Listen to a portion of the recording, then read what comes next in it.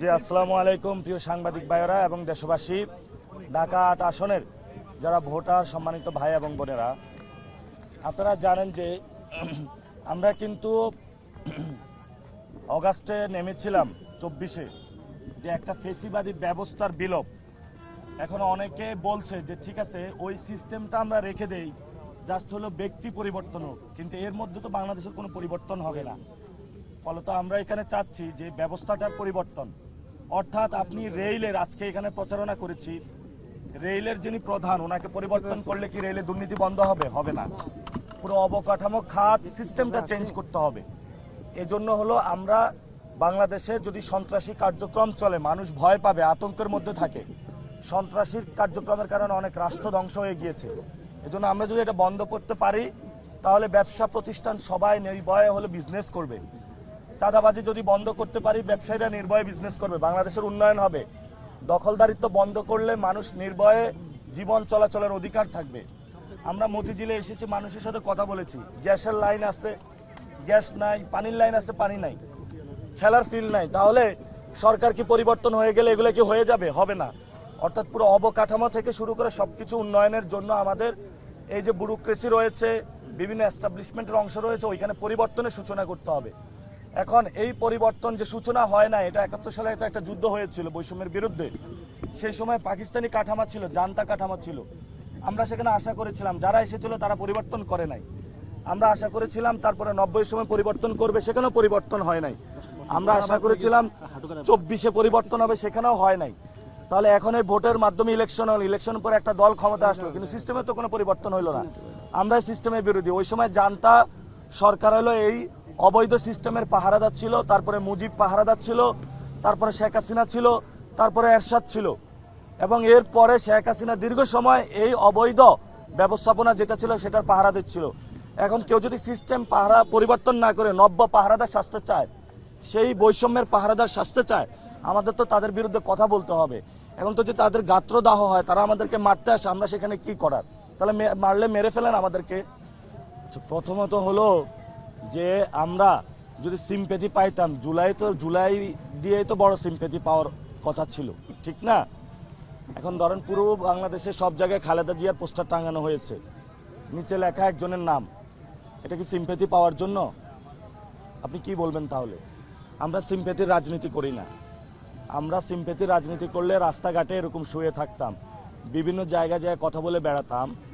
আমরা এখন কেউ বলে উস্কানি দিচ্ছে নাকি, আমরা কি কারো গায়ে হলো চিমটি কাটেছি নাকি, নাকি হলো গায়ে যায় একটু বলেছি যে কেমন আছো? আমরা কি কারোর সাথে দুষ্টমি করেছি নাকি? আপনার গালে চিমটি কাটলেন না, বললেন এই তুমি আমাকে উস্কানি দিচ্ছ কেন? নাকি আমরা কারো গায়ে পানি নিক্ষেপ করেছি, নাকি কারো গায়ে ডিম নিক্ষেপ করেছি, নাকি কারো গায়ে ময়লা নিক্ষেপ করেছি? আমরা তো কারো সাথে এগুলো করি নাই। অর্থাৎ আপনি কাজ করতেছেন, ময়লা নিক্ষেপ করেন, ডিম নিক্ষেপ করেন, ইট পাটকেল নিক্ষেপ করেন, পিছন দিক দিয়ে আইসা ঘুষি দেন, তারপরেও বলেন যে আপনারা উস্কানি দিচ্ছেন। এই কেমন রাষ্ট্র, এই কেমন সমাজে বসবাস করি আমরা? তো এটাকে আপনারাও তো সবাই সাংবাদিকরা দেখছেন, মানুষ দেখছে। অর্থাৎ আপনার হাতে মিডিয়া আছে, কন্ট্রোলে সোশ্যাল মিডিয়া আছে, অনেক বড় সেট আছে। আপনি যদি বয়ান উৎপাদন করতে পারেন, এখন আমি কার পায়ে দিয়ে পা বাঁধালাম যে আমি কি মির্জা সাহেবের পায়ে যে পাড়া দিয়েছি যে ভাই আমার সাথে ঝগড়া করেন? আমি কি কোনো বিএনপি নেতাকর্মীর পায়ে পা দিয়েছি যে আপনি আমার সাথে ঝগড়া করেন? বরঞ্চ আমরা প্রচারণা করতে গিয়েছি, তারা আমাদেরকে এসে হ্যারাস করেছে, বাধা দিয়েছে। আমরা এখানে বিএনপির বিরুদ্ধে না, মির্জা আব্বাসের বিরুদ্ধে না, স্পষ্ট কথা। আমরা এখানে যুব দল, ছাত্র দল কারো বিরুদ্ধে না, আমরা সিস্টেমের বিরুদ্ধে। এখন এই এলাকা যদি চাঁদাবাজি চলে, এটার যদি পাহারাদার ছাত্র দল হয়, তাদের বিরুদ্ধে আমাদের ফাইট হবে। আমাদের স্পষ্ট কথা, আমরা সিস্টেম পরিবর্তন করতে চাই। আমি যখন এখানে এসেছি ঢাকা ৮ আসনে, আপনারা জানেন তো, আমি নমিনেশন যেদিন আমি জমা দিয়েছিলাম, আগের দিন আমি ঢাকা 18 আসনে সবকিছু গুছিয়েছিলাম। পরে সাংগঠনিক সবাই সিদ্ধান্ত হলো যে আমি ঢাকা ৮ আমাকে যেতে হবে। ওসমান হাদি ভাইয়ের পরে এখানে খুব ক্রিটিক্যাল কন্ডিশন, এবং এখানে একটা সন্ত্রাসের রাজত্ব চলছে। আমি এসেছি জীবনের রিস্ক নিয়ে, এসে কাজ শুরু করলাম। প্রতি পরতে সন্ত্রাস, চাঁদাবাজি, দুর্নীতি। এখন এটা কে করে? এটা কি আকাশ থেকে কেউ এসে এটা করে? গুলিস্তানে কি আকাশ থেকে এসে কেউ সন্ত্রাসী করে? চাঁদাবাজিটা কেউ আকাশ থেকে এসে করে? আমাদের এখানে সমাজেই তো অনেকে করে থাকে। তখন এগুলো তো আপনারা সবাইকে দুর্নীতি, চাঁদাবাজি, সন্ত্রাস বন্ধ চান না? আপনারা চান? রাতের বেলায় আপনি যে বের হবেন, আপনার তো নিরাপত্তা নাই। আমি যদি এটার জন্য কথা বলি, এটা কি আমার অপরাধ? আমরা ঢাকা ৮ থেকে ইনশাল্লাহ আমরা বলেছি পুরো বাংলাদেশে একটা মডেল হবে ইলেকশনের। আমরা হলে সিস্টেমের পরিবর্তনের বিরুদ্ধে, কোনো ব্যক্তির বিরুদ্ধে না। ব্যক্তি যদি আইসা পড়ে এই সিস্টেম হলো আমার সিস্টেম, তাহলে তো সমস্যা। আমি কি সাথে আপনার কি প্রতিদ্বন্দ্বিতা হবে না একপেশে হয়ে যেতে পারে ইলেকশন? আপনার মানে এখন পর্যন্ত মাঠ স্টাডি করে কি মনে হচ্ছে? এখানে একটা বিষয় আছে, যদি ওনার তো দীর্ঘদিনের একটা সেট আপ আছে, ঠিক না? কিন্তু আমি মনে করি যে মাঠের পরিবর্তন হয়েছে, মানুষকে টাকা দিয়ে ভোট কেনা যাবে না, 1 নম্বর। ঠিক। 2 নম্বর হলো মানুষের মধ্যে অনেক সচেতনতা এসেছে এবং ওনারা যেইভাবে যে সাম্রাজ্যটা চালাচ্ছিল এই সাম্রাজ্যটা গণ অভ্যুত্থানের মধ্য দিয়ে ভেঙে গেছে। এখন এটা যদি ওনারা উপলব্ধি করতে পারবে, যত উপলব্ধি করতে পারবে তত কল্যাণ। এবং এখন বলা শুরু হয়েছে যে আমরাও সন্ত্রাস চাঁদাবাজির বিরুদ্ধে দাঁড়াতে চাই, বলেছে না? এখন আমরা যদি অ্যাকশন শুরু হয় সমস্যাটা নাই। আমার কথা হলো এই ঢাকা ৮ আসনে মির্জা আব্বাসে এমপি হোক, আমার কোনো সমস্যা নাই, কিন্তু উনি কি বন্ধ করতে পারবে চাঁদাবাজি? উনি সন্ত্রাসী কার্যক্রম বন্ধ করতে পারবে না। উনি কি দুর্নীতি বন্ধ করতে পারবে? আমি আপনাদের সামনে আজকে মিডিয়ার সামনে বলে গেলাম, বাংলাদেশে যদি ক্রিমিনাল র্যাঙ্কিং করা হয়, বাংলাদেশের সবচেয়ে বড় অন্যতম গডফাদার এবং ক্রিমিনাল নাম্বার 1 হলো মির্জা আব্বাস। আজকে আমি বেঁচে আছি বলে গেলাম, মরার পরে আপনারা প্রমাণ পাবেন বাংলাদেশের 1 নম্বর ক্রিমিনাল মির্জা আব্বাস। সে যেইভাবে গতকাল আমাদের উপরে অ্যাটাক করেছে, 1 নম্বর ক্রিমিনাল হলো মির্জা আব্বাস। আমি তারেক রহমানের উদ্দেশ্যে বলবো, অনেকে বলেছে এইভাবে কথা না বলার জন্য, তারেক রহমান স্থায়ী কমিটিতে এরকম একটা সন্ত্রাসীকে আশ্রয় দিল, আরো অনেকগুলা গডফাদার নিয়ে। এই যে ঢাকা 11-তে কি নাম যেন, কাইয়ুম কমিশনার, এমন কোন জায়গা নাই যে দেশে দখল করে নাই। এই যে ইশরাক, এই জমিদার পুত্র ইশরাক ঢাকা 6-এ, এইসব সন্ত্রাসীদেরকে তারা নমিনেশন দিয়েছে। এখন আমরা নমিনেশনের জন্য, আমরা তো ভাই চাঁদাবাজি দুর্নীতি কোনো কিছু করি নাই। আপনি আমার সম্পর্কে খোঁজ নেন, আমার 1 টাকা দুর্নীতির অভিযোগ নাই। কিন্তু ইলেকশন কমিশন দুর্নীতি চাঁদাবাজ সন্ত্রাসীদেরকে নমিনেশন দিবে না, নিয়ম করেছে। এখন মানুষ ভোট দেওয়ার আগে ইলেকশন কমিশন গোল দিয়ে দিয়েছে। মানুষ ভোট দেওয়ার, ভোট 12 তারিখ আসার আগে ইলেকশন কমিশন ভোট দিয়ে আসে ঋণ খেলাপিদের পক্ষে, দুর্নীতিবাজদের পক্ষে, চাঁদাবাজদের পক্ষে। তো এটা কেমন ইলেকশন কমিশন বাংলাদেশে? আমরা সিস্টেমের বিরুদ্ধে। মির্জা আব্বাস সাহেব যদি আমার পায়ে পা পাড়া দিয়ে ঝগড়া করতে চায়, আমি ওনাকে একটা জিনিসে বলতে চাই যে আমি খুব ভদ্র মানুষ, কিন্তু আপনি আমার ধৈর্যের বাঁধ ভাঙবেন না। আপনি যদি মনে করেন যে আপনার অনেক বড় রাজত্ব রয়েছে, অনেক বড় গুন্ডা বাহিনী, সন্ত্রাসী বাহিনী রয়েছে, এটা দিয়ে নাসিরকে আপনি পিষে ফেলবেন, এটা আপনার ভুল ধারণা। ঠিক। কারণ যে একবার মরে গেছে, আমাদের এটা বোনাস লাইফ। আপনি আমাদেরকে কত মারবেন? গতকাল মেরেছেন, মার সহ্য করেছি। আপনি বলেছেন এটা মিথ্যা কথা, ওরা নাকি বলেন। ওই ঢুকার পরে বলতেছে মির্জা আব্বাস আমাদের টাকা দেয়, আপনি টাকা দিতে পারবেন না? আমার কাছে টাকা নেই, আমি কই থেকে টাকা দিব ভাই? উনি ছাত্র দলের সাবেক সভাপতি ছিল হাবিবুল্লাহ বাহার কলেজ ইউনিটের, সেটা মিডিয়ার মাধ্যমে আপনারা একটু প্রকাশ করবেন। এবং ওই কলেজ কমিটি যেটা রয়েছে, ওইখানে দুর্নীতি চাঁদাবাজি সবকিছু নিয়ন্ত্রণ করে মির্জা আব্বাস, বিকারুন্নাসা নিয়ন্ত্রণ করে, সিদ্ধেশ্বরী তো নিয়ন্ত্রণ করে। এগুলো তো ওপেন সিক্রেট, মানুষ জানে এগুলা, ঢাকা ৮ আসনের বাসিন্দারা জানে। মির্জা আব্বাসের যে আমল নামা, এটা বাংলাদেশের সকল মানুষ জানে।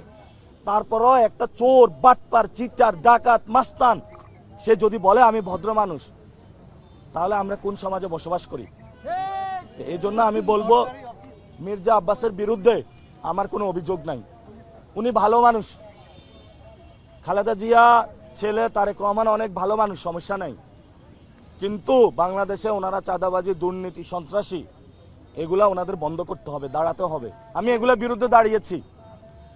আমি ভোট কয়টা পাই না পাই, কিন্তু আমি বলেছি বাংলাদেশে যতদিন জীবন থাকবে চাঁদাবাজি, সন্ত্রাসী, দুর্নীতির বিরুদ্ধে ইনসাফের বাংলাদেশ কায়েমে, বৈষম্যহীন বাংলাদেশ প্রতিষ্ঠায় আমি কাজ করে যাব ইনশাআল্লাহ।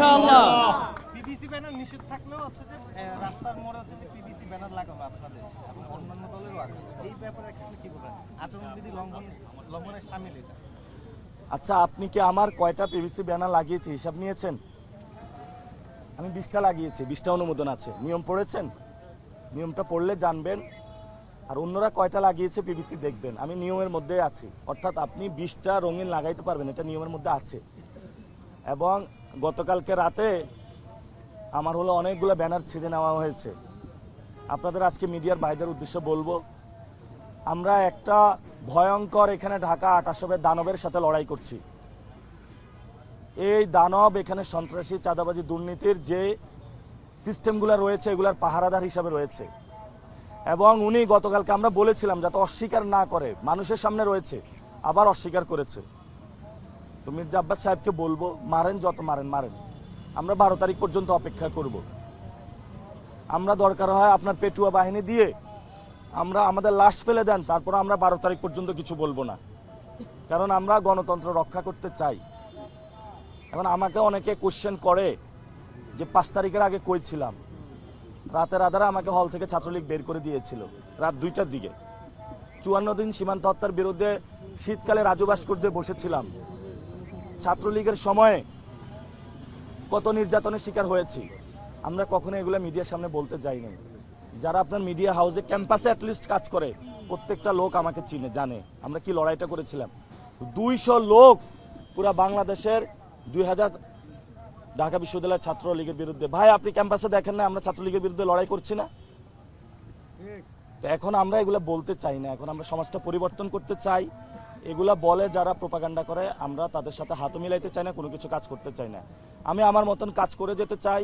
অনেকে আমাকে বিয়াদব বলে, আমি যদি চাঁদাবাজি দুর্নীতি সন্ত্রাসীর বিরুদ্ধে দাঁড়ায় বিয়াদব হইতে পারে, আমার বিয়াদব হতে সমস্যা নাই। ঠিক ঠিক। শেখ হাসিনাও আমাদেরকে বিয়াদব বলেছিল, আরো রাজাকারও বলেছিল। তো একই সিস্টেম তো আছে এখনো। ভাই আপনারা মিডিয়া যারা আছেন প্লিজ আওয়াজ তুলুন, আমাদের এই সিস্টেম পরিবর্তন করতে হবে। আপনার মিডিয়া সেক্টরে কি হচ্ছে আপনারা জানেন, প্রত্যেকটা মিডিয়া হাউস দখল করে নিয়েছে। প্রত্যেকটা মিডিয়া কর্মীকে, এই যে আপনার একটা নিউজ আজকে আমার নিউজটাই দিবেন, এটা শেষে উঠবে ধানের শীষে ভোট দিন, অর্থাৎ মিডিয়া বাইং করে ফেলছে। এটা কোনো কান্ট্রি? কিভাবে মিডিয়া হাউসগুলো চলতেছে, প্রশাসন কিভাবে চলতেছে আপনি দেখেন। এই যে ফুটপাতে এত দোকান বসেছে, এগুলো চাঁদাবাজের মাধ্যমে বসেছে।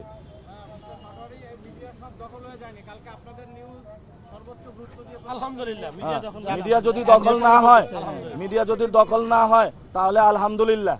এক সাংবাদিক ভাই বলেছে আমরা সাংবাদিক ভাইদের পাশে আছি ইনশাআল্লাহ। কিন্তু আমি কালকে এই যে একে আজাদের একটা চ্যানেল আছে, চ্যানেল 24, এখানে আছে চ্যানেল 24, নিউজ 24। কালকে ওনারা একটা গিয়ে হাবিবুল্লাহ বাহারের সামনে বলল আমি নাকি আগে ঘোষণা দিই না ওইখানে যাবো। এর আগের দিন আমি ফেসবুকে পোস্ট দিয়েছিলাম যে 11টা 10-এ আমার প্রোগ্রাম আছে, আমি রাতে একে আজাদকে ফোন দিয়েছিলাম। আগে সারাদিন ফোন দিয়ে আমাদের বিরক্ত করতে, এখন কালকে রাত্রে আমার ফোনটা ধরে নাই। আমি তাকে নিউজটা পাঠিয়েছি। আমি চ্যানেল 24-এর উদ্দেশ্যে বলবো, আপনি যে ভুল নিউজটা করেছেন এই নিউজটা সরাবেন। আপনারা অন্য যারা ভালো কাজ করতেছেন আপনাদের শুভকামনা, আপনাদেরকে বেতন বৃদ্ধি করে দেখ যাতে আপনারা সাংবাদিক জগতে নতুন করে একটা শুভ সূচনা করতে পারেন। ইনশাআল্লাহ সবাইকে আসসালামু আলাইকুম। কালার এক্সপার্ট এবং ডার্ক স্যাপ সমৃদ্ধ অরিক্স অ্যাডভান্স ডিটারজেন্ট পাউডার আপনার লন্ড্রি এক্সপার্ট।